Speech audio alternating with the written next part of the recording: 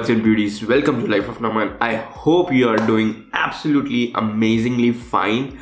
I am doing great. I've just come after backpacking two beautiful places, and I have spent like 6 days on the first place and also 6 days in the second place, and both of those places were amazing. First I spent 6 days in Himachal, and the second I spent 6 days in Varanasi basically. And I have a bit of a cold, so I can't properly speak as I used to, so my voice will be in a little subtle tone, not that high enthusiastic voice that you always see. As I've already told in last videos that I'm gonna be backpacking in the first two halves of February, and I don't know exactly what I'm gonna be doing in the third half, and that's what I'm gonna do.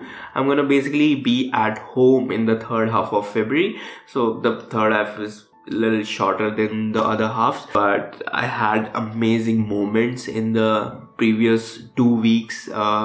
I would say it's 19th of February, so it's been some days. I've been out and about from 4th February. I came back to my hometown to celebrate a birthday of my sister, and then I just went out on 12th of February to Varanasi, and the trips have been nothing short of amazing experiences.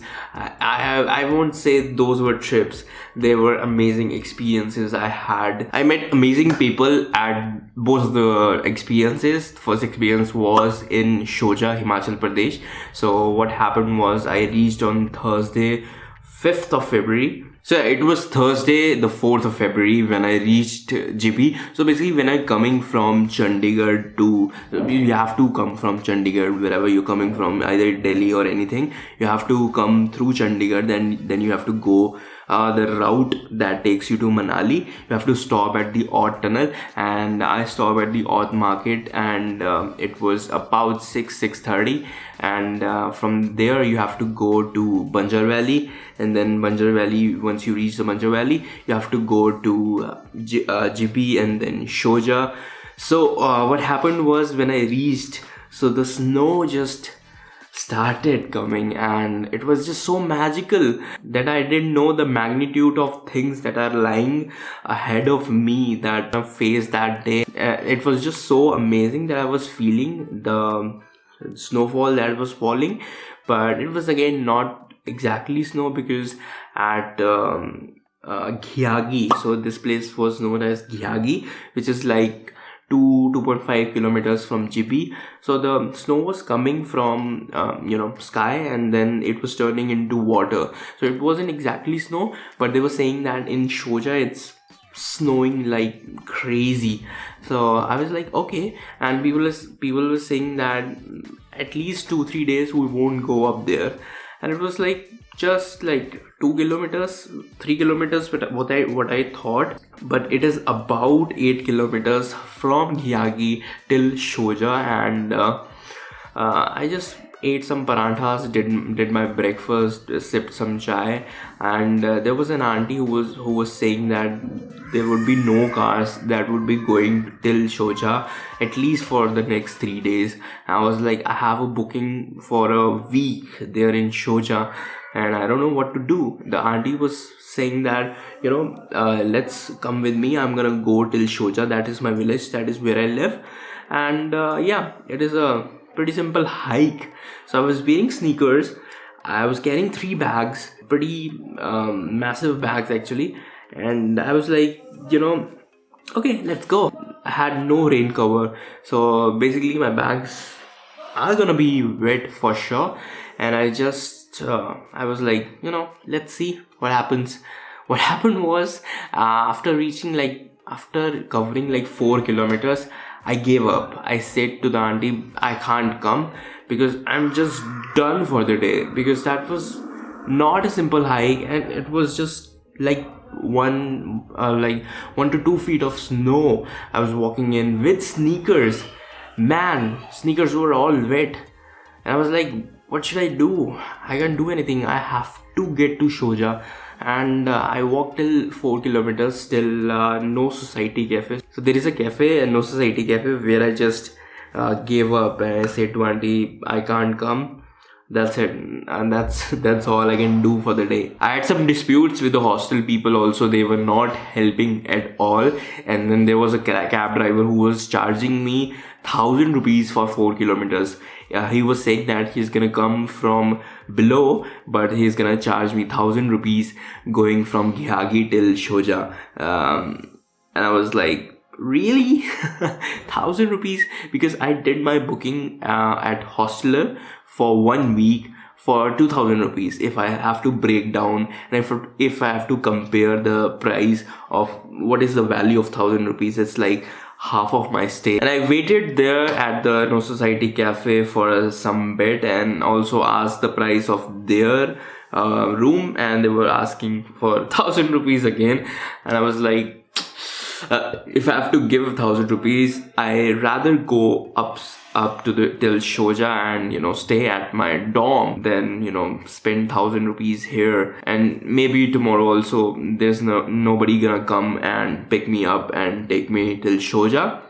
Then after waiting for 2 hours, there was a 4x4 driver who was chained. So basically, if you are gonna drive in snow, the only way to drive in snow is to have a 4x4 car which will have chains around the tires so it won't skid. So there were some friends who were going up for a ride there, and thank you to them that I reached Shoja in like no time, because if you have a chain 4x4 vehicle, the drive is a piece of cake. I was just shivering the whole day on Thursday, and that one of my hostel buddy came and saw me, and he was like, you should rest the whole day. And I was like, yeah, that's what I'm gonna do the whole day. And I took 2 blankets and was shivering in the 2 blankets also, because I was wet on my feet and also wet on my clothes.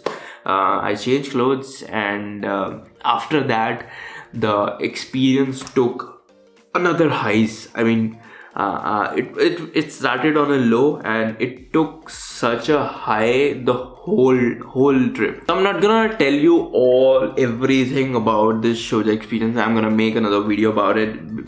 I don't want to make this video too long, so I'm gonna just summarize the experience. I met amazing locals, I had amazing food, I saw snowfall, like so much of snowfall, and the locals were saying like this is gonna be the last snowfall in Shoja. And I saw amazing starry nights for like 5 nights straight, because I wasn't waiting there at Hostler to have my dinner. I used to walk every night from Hostler till there is a small market from where you start the Jalori Pass trek. And amazing starry nights for 5 nights straight. And I did Jalori Pass. I became the first traveler to do the Jalori Pass after this heavy snowfall on 4th and 5th February, and in sneakers in 2 hours from Shoja till Jalori Jodh.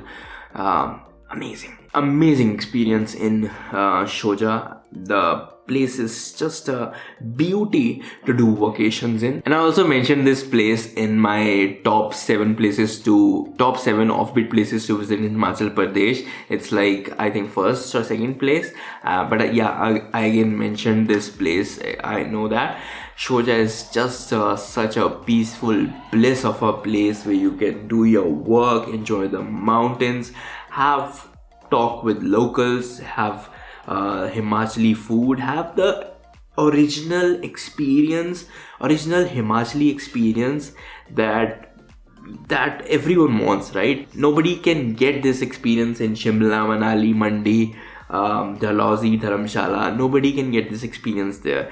If you have to get this experience, you have to go to these offbeat places. Sanj Valley.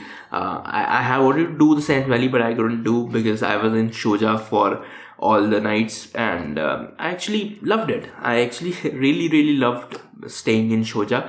There was no electricity for 3 days straight, but yeah, apart from that, the experience has been amazing. Then after that, I came back on 10th of February actually to my hometown, celebrated the birthday on 11th, departed again on 12th of February at 6:30 from Ludhiana Junction till Delhi NDLS, and then from NDLS, not NDLS actually, from Delhi airport I took a flight till Varanasi, and super excited to see the ghats, taste the local food of Varanasi. Just super excited. And I did this experience with one of my friend who came from Bombay. We had kachoris, malayo, lassis, chaats, and actually variety of chaats, tomato chaat, palak patta chaat. I can't remember all of them, but you know, there were a lot of charts. And also I had basket chaat on the last day. And there are like two places which are very famous for chaat: Dina Chaat Bhandar and Kashi Chaat Bhandar. Amazing food of Varanasi, their type of street food, amazing street food. And to summarize my Varanasi experience, had amazing sunsets, amazing sunrises, went to a lot of temples. On the last day when I was coming to Ludhiana, I actually had 2 lassis and 1 kachori for my breakfast. That's how amazing it was. And there are like 84, 86 ghats in Varanasi, and amazing ghats like Asi Ghat is amazing, and then there is huge ghat known as Bhonsle Ghat. And most of the time we were at the Shashmamed Ghat, where the Aarti actually takes place at 6:30 p.m. and the morning Aarti takes place at the Asi Ghat at 6:30 a.m. in the morning. So backpacking Varanasi was amazing experience. It was actually a very chaotic city. The first thing that came into my mind when I landed in Varanasi and roamed around in the streets was chaos.